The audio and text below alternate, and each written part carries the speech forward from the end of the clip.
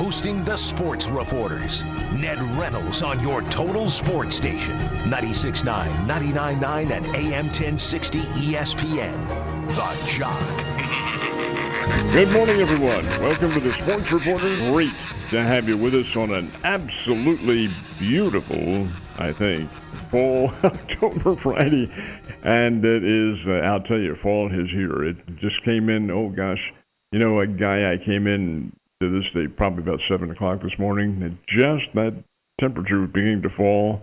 It is falling. Yes, at 7 o'clock it was as warm as it's going to be all day. Well, I tell you what, it's a thrill to welcome to the line Danan Hughes from Players Only podcast that will air here tomorrow morning as well. And Danan, you guys don't get to go out to Denver, but 3 to 5 inches of snow is what's predicted. Well, first of all, you guys ruined it because I was going to tell everybody I was Joe Montana. Very good, Danan. Very good. So, now I guess I got to be this other clown, Danan, today. So, yeah, it's going to be a balmy 21 degrees with a few inches of snow. But, yeah, I'm glad I'm not going for that reason. But, yeah, it should be still a fun game. You remember last year, this Chiefs team played the Broncos in very similar conditions here in Arrowhead late in the season, and I think that was the time that Patrick Mahomes could show that he can still throw it all over the lot no matter what the weather was. So I don't think there's any kind of question in these guys' minds that they can still be very productive and very entertaining this week. Danan, you, of course, played at Iowa, and it's not exactly Florida up there at late in the season.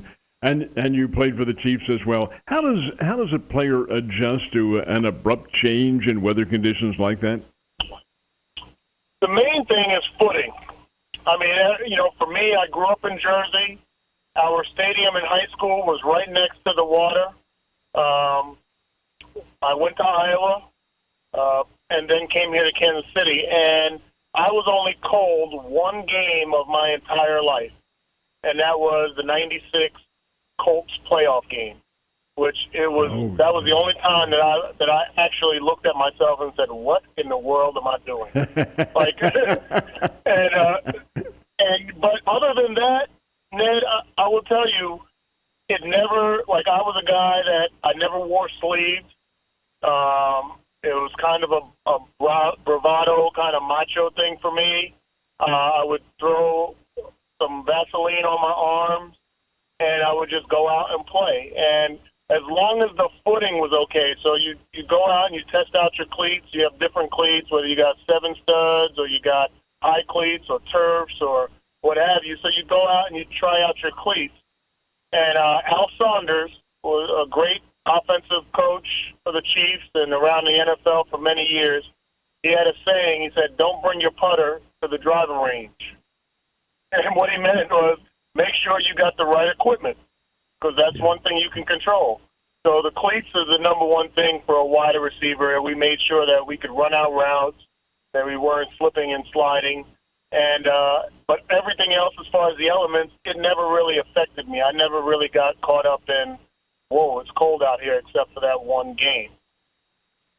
Danan, how effective is that Vaseline on bare skin? I think it was probably mind over matter. It made it feel like it was effective. I'm sure there was some effectiveness, but I will tell you, it's a little bit of a cheating mechanism as well. And if you remember back in the mid-'90s, that the NFL started to mandate what players could put on their bodies and what they could put on their jerseys, because the Denver Broncos were the team that got caught putting silicone spray on their jerseys so that the hands of the defensive players would slip off and they wouldn't be able to grab the offensive lineman. And they got caught. But I will tell you, just like anything, Spygate, whatever it is, just because one team gets caught, that doesn't mean that the other 31 teams ain't doing it. That means it just happened to be the one team that got caught. We were doing it too, and Vaseline on the arms were twofold. One for the cold weather, and feeling kind of insulated, even though I put it on in hot weather too, because of my second reason. The DBs, if they grab my arms, now they got Vaseline all over their hands. So it was one of those mechanisms that, it served multiple purposes. I love the analogy you're making too, Danan, because how often do you see on the football field where some guy takes a swing at somebody else, and the other guy retaliates, and he gets the penalty, and he says, but, hey, the other guy hit me. Yeah, but I saw you do it. Exactly. Always catch the second guy, and that's the misnomer. Everybody calls the Patriots cheaters and all that stuff, and I think there's some envy and jealousy just because they were winning. But most players, if you really caught them and had them look in the mirror, they would tell you the Patriots were just the ones that got caught. Everybody does what they were doing. Head football coach for the Evangel University Crusaders, who will be playing tomorrow afternoon, at least I think they will be, in the nice autumn-like conditions at Tiger Stadium. Do I assume correctly that game is on and ready to go? Yep, that is correct. We'll play Mid-Am. It'll be a homecoming game. Of course, it'll be a different homecoming game than what we've experienced. But, 1 o'clock tomorrow, Mid-Am. Now, the COVID restrictions at Evangel used to be, and do I say used to be, has been for the season, about half capacity? Is it still that? That's correct. Still 50%, and still, getting some really good crowds considering, that we're at 50%, and it'll be nice when we get to that point to where it's not 50% anymore, and we can get the normal crowds that we normally have. So, but it's still been really good, and we've had great support, and we can't thank the community, the Evangel community, and, of course, the local community come out and watch us play. Well, Coach, you had a tough one last week up at Benedictine. They're, a pretty good ball club, and Evangel fell. What did you see in that game, and what did you learn from it? Yeah, a couple of things. Of course, you look at the score and you think, well, it's obviously a tough loss, but this shows me, even with this COVID time and missing a lot of guys out there on the field, we still got a really good football team. And, we were able to move the ball really up and down the field. We just got down in the red zone and kind of shot ourselves in the foot a little bit. And so we've always been really good in the red zone, but, we struggled a little bit this last week in the red zone. And so we've got to work on that. Obviously, third downs, and if you think about this is kind of a really interesting stat here. Offensively, we only had 7 third downs the entire game. And so, when you have 7 third downs the entire game, you're moving the football. And, of course, defensively, we've got to get better on third down as well. And so if we can do those things, I think we're going to be really where we want to be and need to be. And those were a couple of things that we really noticed on film, points of emphasis, and obviously we're working on those things. What was the time of possession ratio between the teams? Yeah, they had a pretty good time of possession. I think I want to say they had in the 30 minutes, a little above 30 minutes, so it wasn't really drastically that different. And like I said, what would happen is we would get down there and in the red zone, and we just had a penalty. We had a sack. We also threw a interception down there.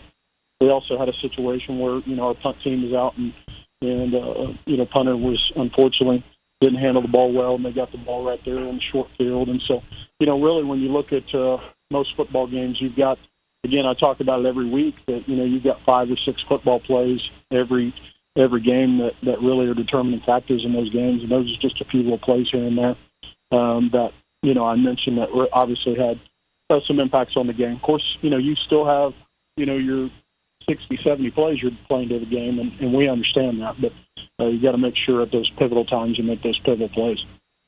What was it that Benedictine was able to do that kind of disappointed you as a coach that you had maybe prepared the team to expect? What was it they were able to accomplish? Reflecting back, again, our defense played really well. With the exception of third down, I think probably just against our defense is probably just third down, and then again back on offense is being able to really stop us there in the red zone.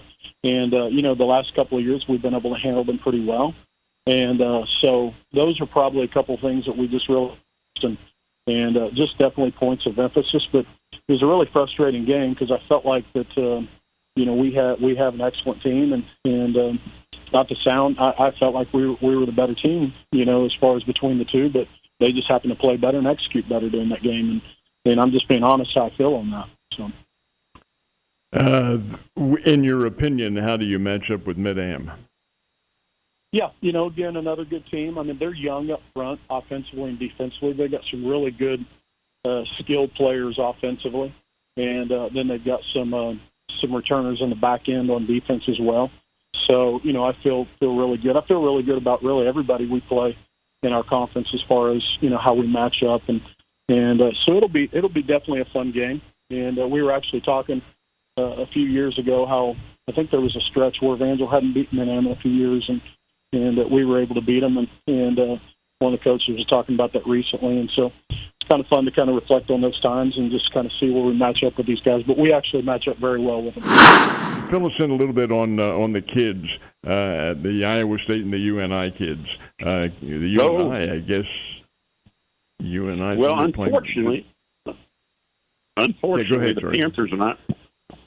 Can you hear me? Yep, hear you fine. Okay. Unfortunately, the Panthers are not playing, but they're in there what they refer to as their spring football in the fall. So they're going to actually have a little spring scrimmage here a week from now. But the Cyclones are having a good year. They had a disappointing loss in the opener, but since then they're 3-0 at the top of the Big 12 and have a huge game this weekend in Stillwater. That's Stillwater. Oklahoma State and Iowa State. That will be an absolute dandy. Tell us about yourself. Are you still with the Big 12? I am. Get down to Dallas every weekend, except with the situation the way it is, it's kind of nice because if there's not a full slate, and there is a full slate this weekend, but 2 weekends ago I was able to go to watch the Iowa State play Texas Tech, so I don't have to go every weekend, but go quite a bit. And, Guy, you still out there, Guy? Yes, I am. All right, so now you remember when you used to cover that high school basketball when Chase was playing against Travis Vokalek for Kickapoo? Oh, yes. Yeah. Well, you might want to tune in because Travis is one of the starting tight ends for Nebraska when they open up Big 10 football in the Horseshoe against Ohio State on Saturday. So another area kid playing big-time football. And they were both Chase and Travis, both tight ends too. How curious is that? Did you see Travis developing into that level of tight end when he played? Well, it's kind of Travis and it's funny because Chase and Travis, when they played against each other, with that rivalry between Nixon and Kickapoo, the officials would try and break them up because they would act like they were fighting, and they'd look at the official and say, "We're cousins, leave us alone." But I think the funny thing about the analogy out there with the Big 10 football and Big 12 football, Chase is 6'7", 245 pounds, and runs around quite a bit. Travis is now 6'7", 265 pounds, and plays like a Big 10 tight end. So I think there is some back in the day stuff going on between those two, but it's fun to be able to watch them both. For folks who don't know, that's Terry Allen, who is the former Bears football coach, and a great guy, tremendous guy, and always had nothing but the greatest of relationships with him. And I thought he had some pretty good teams, but anyway, folks, that's going to wrap it up for this week's edition of the Sports Reporters, and we thank you very much for being with us, Ned Reynolds, along with Scoreboard Guy today. Big night of football, and the games will be here on the Jock on all three of the stations. Catholic Hollister on 2 of them, and then the game between Stratford and Skyline, and that'll be on 99.9. It'll be a big weekend, lots going on, and we'll have a lot to talk over on Monday when we do resume. Meantime, hey, have a great warm weekend. Have a fun weekend. Stay dry, and we will see you Monday on the Sports Reporters.